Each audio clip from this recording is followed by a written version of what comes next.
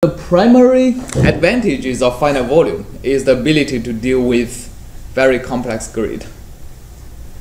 In finite difference, we are approximating a function by the value of the function at each grid point, right? And we need a stencil to approximate the derivative in x and y directions. And that approximation is very easy for structured grid, especially for Cartesian grid. So for finite difference, people have been constructing all kinds of crazy mesh like that. So as you can see, in our project 1, we did a grid transformation that is simply twisting the grid. But you can do grid transformations also like that.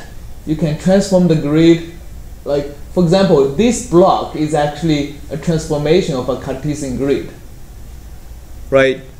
The transformation function is complex, but you can still derive a different differential equation that you should be solving on the Cartesian grid in order to solve this differential equation, whatever differential equation you are solving, on the twisted grid, even if the twist is very complex. And you can combine these many twisted grid together to form a grid on the very complex geometry, like this case. So that's basically the best you can do in finite difference. It's a block structured mesh. You split the domain into blocks, and in each block you apply a structured mesh. But in finite volume, things get much easier when you have a complex mesh. Because we are no longer approximating the value of the function at the grid points. Instead, we are approximating the averages of the function in the cells.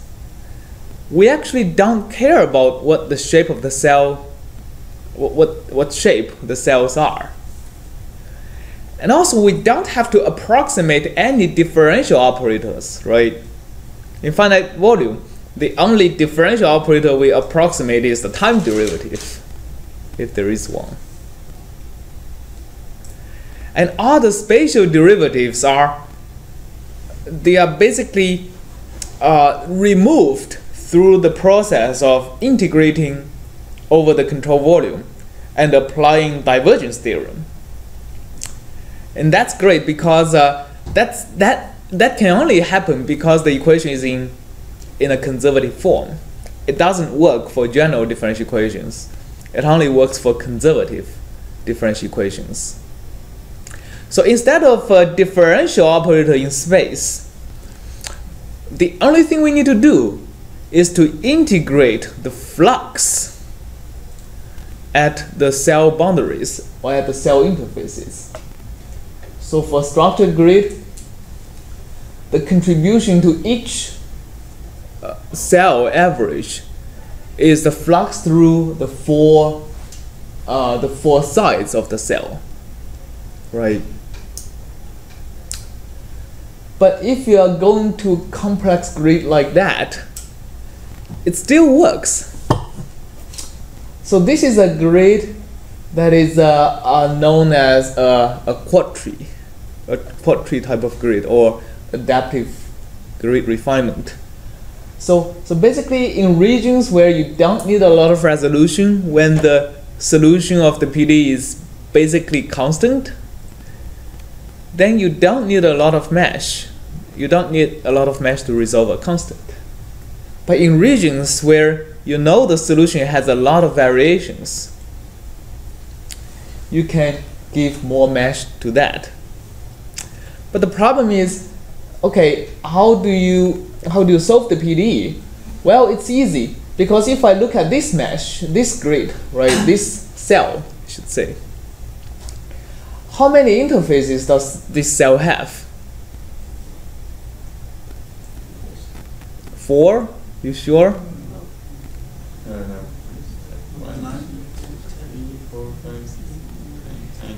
This is not just one interface, right? This is 1, 2, 3, 4, 5, 6 interfaces.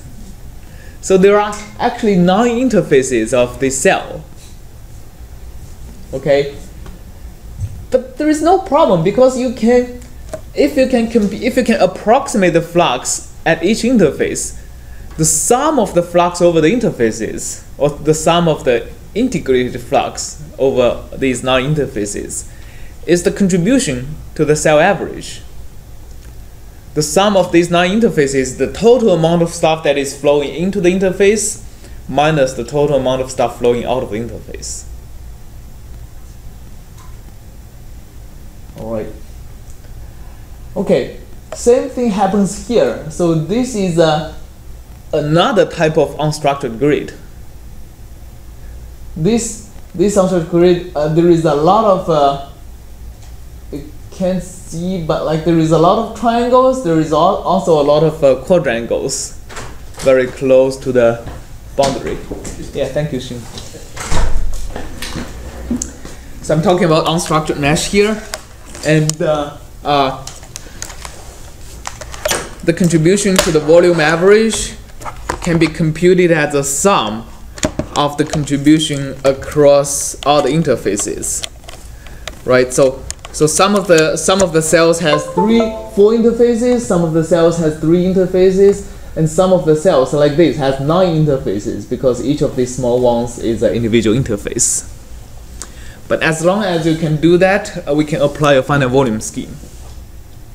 All right. Okay, so let me demonstrate. Okay, so let me start by demonstrate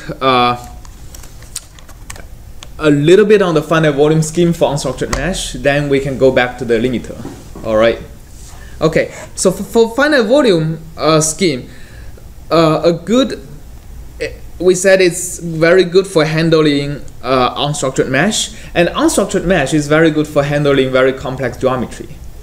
For example, in MATLAB, there is a PDE Toolbox you can open.